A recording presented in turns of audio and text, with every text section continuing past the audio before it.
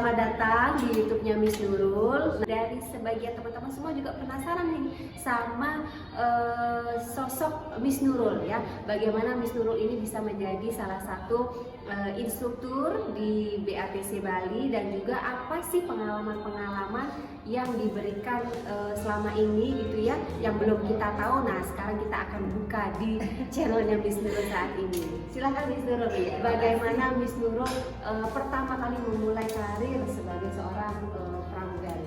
Oke, jadi sebenarnya video ini banyak banget permintaan dari murid saya, juga orang yang nge-DM gitu, Miss tolong dong sekali-kali Miss Nurul itu buat video YouTube-nya itu tentang cerita karir Miss Nurul dari awal menjadi pramugari bagaimana gitu.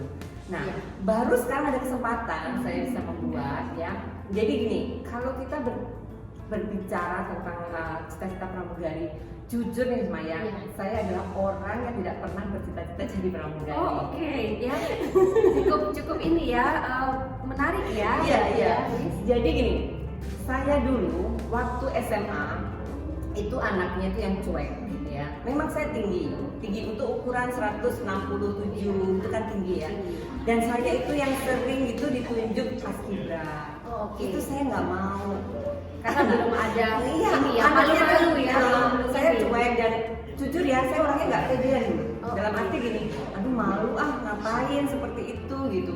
Dilatih lagi disiplin, kalau saya nggak kepingin gitu loh.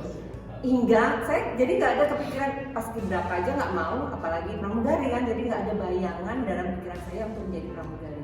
Hingga setelah lulus SMA, ketika mau kuliah, saya baru bingung, saya mau ambil jurusan apa untuk kuliah S1.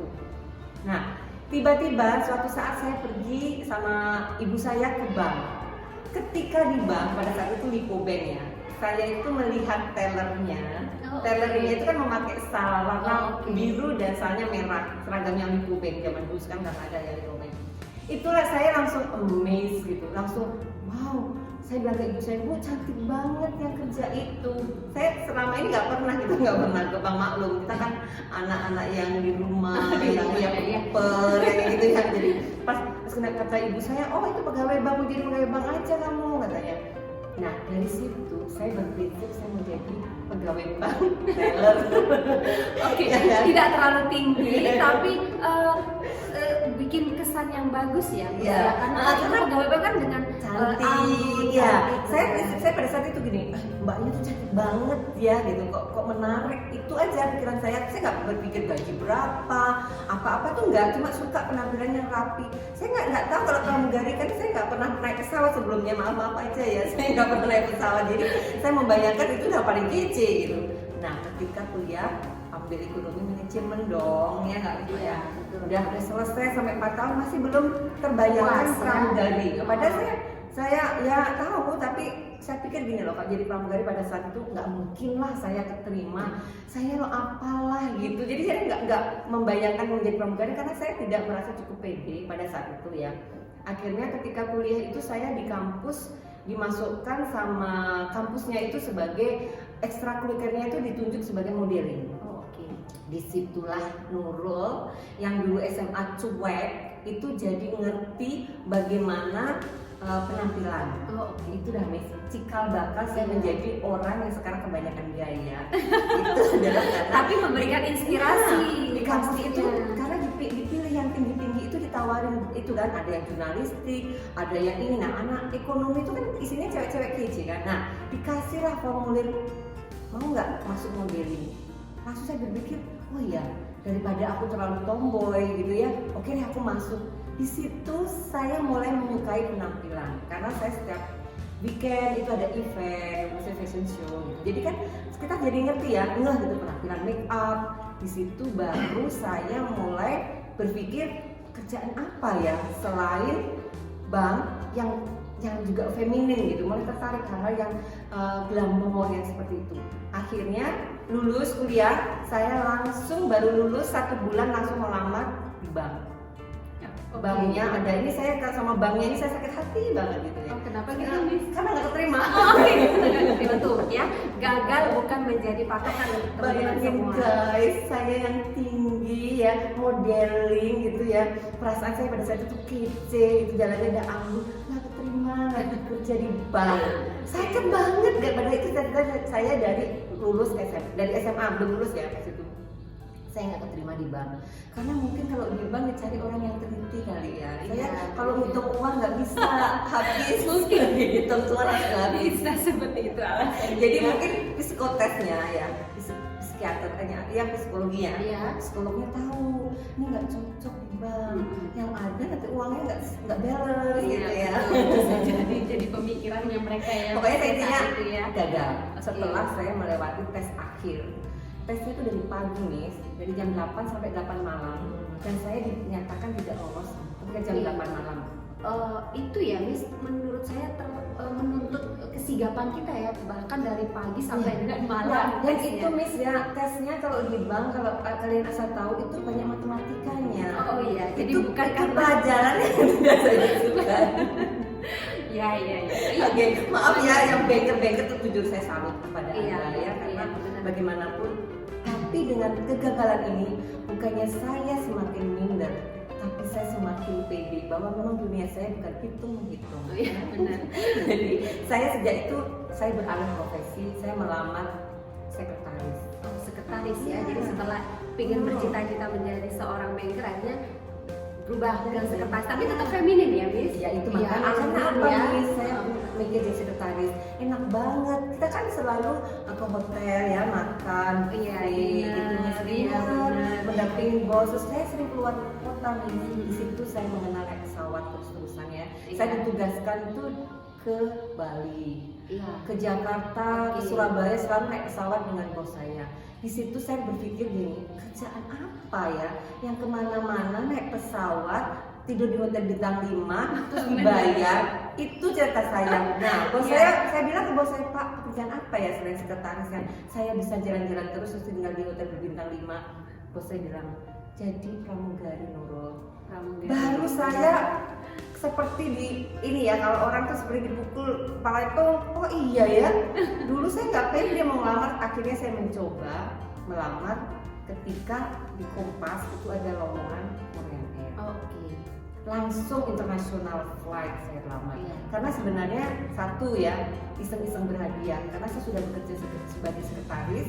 Saya pikir kalau nggak keterima nanti tulus. Saya sudah punya penghasilan, saya punya karir.